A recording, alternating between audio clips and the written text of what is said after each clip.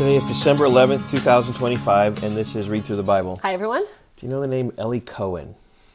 Yes, that's a Jewish spy that you like. Yeah, he was a great hero.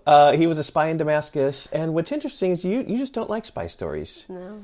But before we've come to our reading here in 2 Kings 7 and 8, you've been fascinated by this yes, I spy have. story. You're right. So Elisha is accused of being a spy. Okay, yeah. So it is a pretty interesting story in chapter 6. So Elisha is the prophet, and he's in Israel, the northern kingdom, and God is giving Elisha insight and information somehow about what the plans of the king of Assyria is doing. So chapter 6, verse 12. Yep. One of his servants said to the king of Syria, "Oh, my lord, the king, Elisha, the prophet who's in Israel, tells the king of Israel the words that you speak in your bedroom." Almost like he's a spy. Right. And so he telling that and so the king of Syria got really mad. That's why he went to Dothan to get Elisha, but the angelic army showed up, and Elisha struck them all with blindness, and then they let out and there was peace for a time.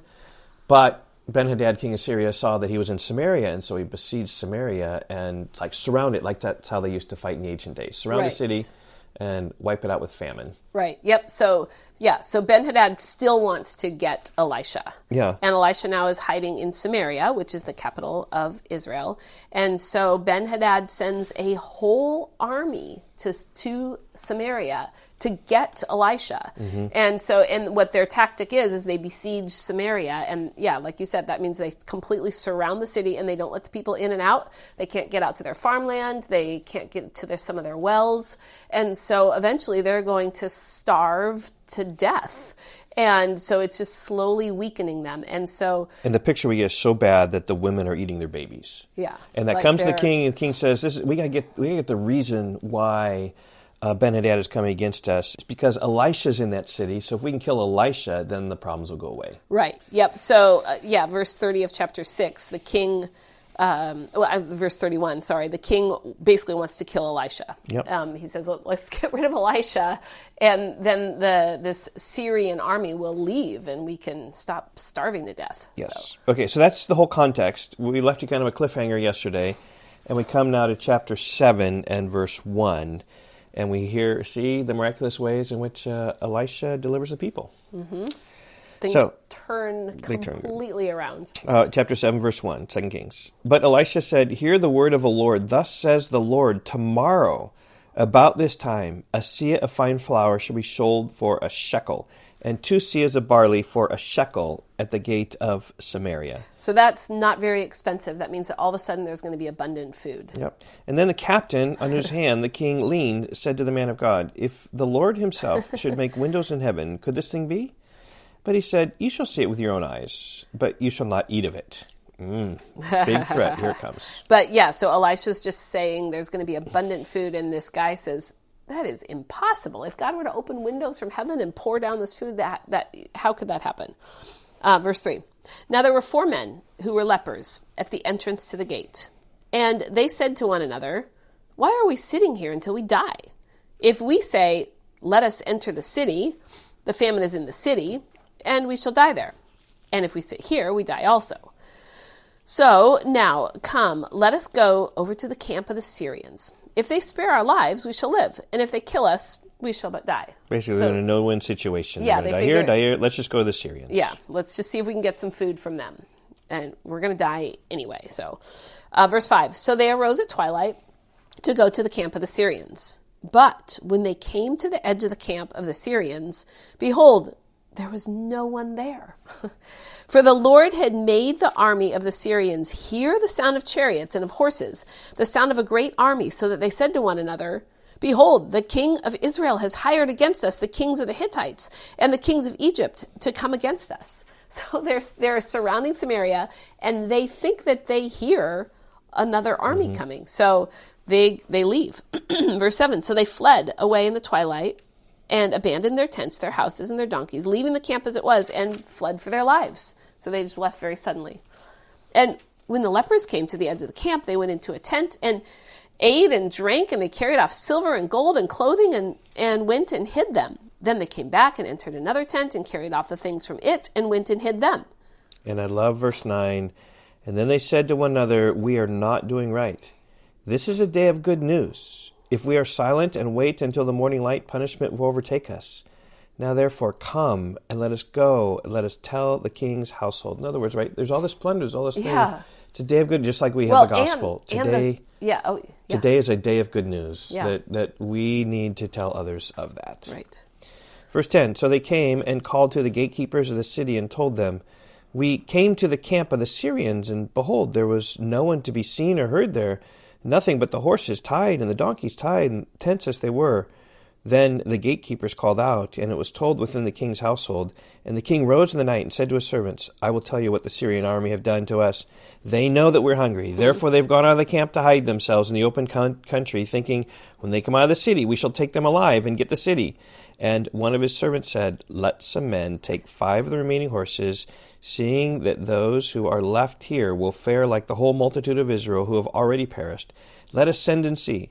So they took 2 horsemen, and the king sent after them an army of the Syrians, saying, go and see. And they went after them as far as the Jordan. Behold, all the way was littered with garments and equipments that the Syrians had thrown away in their haste. And the messengers returned and told the king. So this is all happening during the night. Yes. So, but I mean, the king, that was a logical thought that he had. You know? Okay, verse 16. Then the people went out and plundered the camp of the Syrians. So, just as Elijah said, a seah of fine flour was sold for a shekel, and 2 seahs of barley for a shekel, according to the word of the Lord.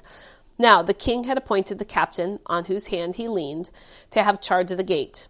And the people trampled him in the gate so that he died, as the man of God had said when the king came down to him. So the things will be sold for this little. The prophecy came true. But you're not going to eat it. Yep. You see it, but not eat it. For when the man of God had said to the king, 2 seahs of barley shall be sold for a shekel, and a seah of fine flour for a shekel, about this time tomorrow in the gates of Samaria. The captain had answered the man of God, if the Lord himself should make windows in heaven, how could such a thing be? And he had said, you shall see it with your own eyes, but you shall not eat of it. So it happened to him, for the people trampled him in the gate, and he died. So as we think about a summary here, we have Elisha's prophecy that the food will be cheap, and then there's another appearance of this angelic army, probably, scaring away the Syrians, and then the 4 lepers find the Syrian camp deserted, report to the king, and food was cheap. Kind of that's what we see, but a lot of miraculous things done through the hand of Elisha. Okay, and then we see chapter 8. Now, Elisha said to the woman whose son he had restored to life, this again is the Shunammite woman, who she had the jar of oil paying her debt, and she was barren, a widow in her old age, and yet she was given a child. This is the one. And with the oncoming army, right, she'd been displaced. So this is kind of justice for her. Arise and depart with your household and sojourn wherever you can, for the Lord has called for a famine, and it will come upon the land for 7 years. It's kind of retracing back. So the woman arose and did according to the word of the man of God. She went with her household and sojourned in the land of the Philistines 7 years.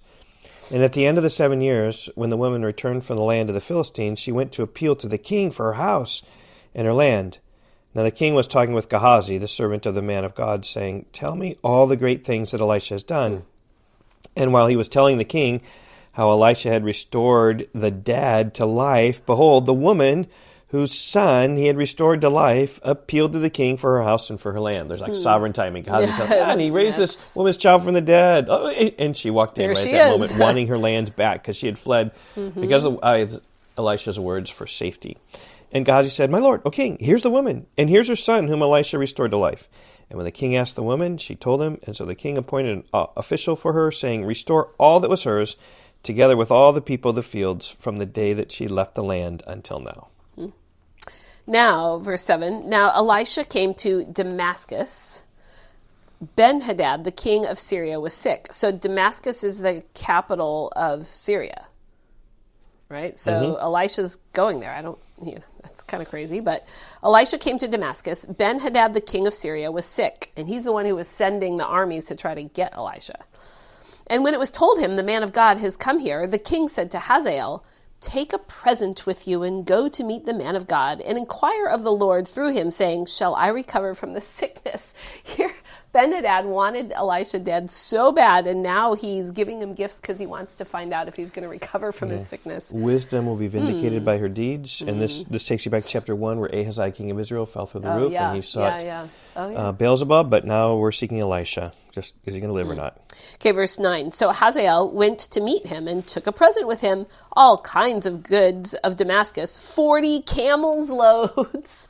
When he came and stood before him, he said, your son, Ben-Hadad, king of Syria, has sent me to you, saying, shall I recover from this sickness? And Elisha said to him, go say to him, you shall certainly recover. But the Lord has shown me that he shall certainly die. And he fixed his gaze and stared at him until he was embarrassed. And the man of God wept. And Hazael said, why does my Lord weep? He answered, because I know the evil that you will do to the people of Israel. You will set on fire their fortresses, and you will kill their young men with the sword, and dash in pieces their little ones, and rip open their pregnant women. And because Hazael is going to take over for Ben-Hadad. Verse 13, and Hazael said, what is your servant who is but a dog that he should do this great thing? Elisha answered, the Lord has shown me that you are to be king over Syria. Then he departed from Elisha and came to his master, who said to him, what did Elisha say to you? And he answered, he told me that you would certainly recover. There's the lie. But the next day, he, that's Hazael, took the bedcloth and dipped it in water and spread it over his face till he died. And Hazael became king in his place. Yeah. So Ben-Hadad gets murdered by Hazael, who then becomes a king. All according to what Elisha said would happen. Okay, in the 5th year of Joram, the son of Ahab. That's Jehoram, the same guy. Jehoram. Yep, the king of Israel. When Jehoshaphat was king of Judah, so you put a little J by this, it's talking about Judah now. Jehoram, the son of Jehoshaphat, king of Judah, began to reign. He was 32 years old when he became king, and he reigned for 8 years in Jerusalem. And he walked in the ways of the kings of Israel, as the house of Ahab had done. For the daughter of Ahab was his wife, and he did what was evil in the sight of the Lord. Yet the Lord was not willing to destroy Judah for the sake of David, his servant. There's the promise to David, 2 Samuel 7. Yeah, and if you were at Rock Valley Bible Church or my sermon on Sunday, that's exactly true, that God was faithful to David. He is not willing to destroy Judah for the sake of David, his servant. Even though they're wicked, even though they deserve to be destroyed, even though a new dynasty deserves to come in, God said no. I'm going to keep David, the Davidic line, up and going. Since he promised to give a lamp to him and to his sons forever. 2 Samuel 7. And a little thing here so it says in verse 18 that the daughter of Ahab was his wife. Her name is Athaliah, and we're going to hear more about her. But verse 20, in his days, Edom revolted from the rule of Judah and set up a king of their own. Then Joram passed over to Zair with all his chariots and rose by night, and he and his chariot commanders struck the Edomites who had surrounded him, but his army fled home. So Edom revolted from the rule of Judah to this day. Then Libnah revolted at the same time. Now the rest of the acts of Joram and all that he did, are they not written in the book of the Chronicles of the kings of Judah? So Joram slept with his fathers and was buried with his fathers in the city of David, and Ahaziah his son reigned in his place. And this is confusing, right? Because we're talking about the story of two nations and different kings. It's kind of difficult. Some of them have the same names. In the 12th year of Joram, the son of Ahab, king of Israel, Ahaziah, the son of Jehoram, king of Judah, began to reign.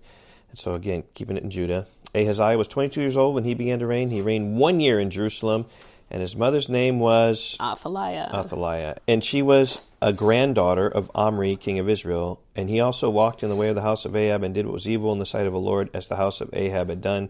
For he was son-in-law to the house of Ahab. So the influence of the wickedness of Israel is coming down to the southern kingdom of Judah.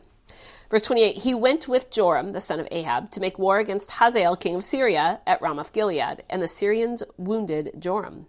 And King Joram returned to be healed in Jezreel of the wounds that the Syrians had given him at Ramah, when he fought against Hazael, king of Syria. And Ahaziah, son of Jehoram, king of Judah, went down to see Joram, the son of Ahab, in Jezreel, because he was sick, and because they are friends. Yes. Okay, so by the time we get to the end of chapter 8 here, we've got the Shunamites' land is restored after the famine. Hazael murders Benhadad, who was sick, That's to become king. They're the kings of Syria. And then just a summary reign of Jehoram and Ahaziah and their reigns. Yep. Yep. Kings of Judah. Yep. Okay, we will see you tomorrow with Jehu the Yahoo. Okay, goodbye. Bye-bye.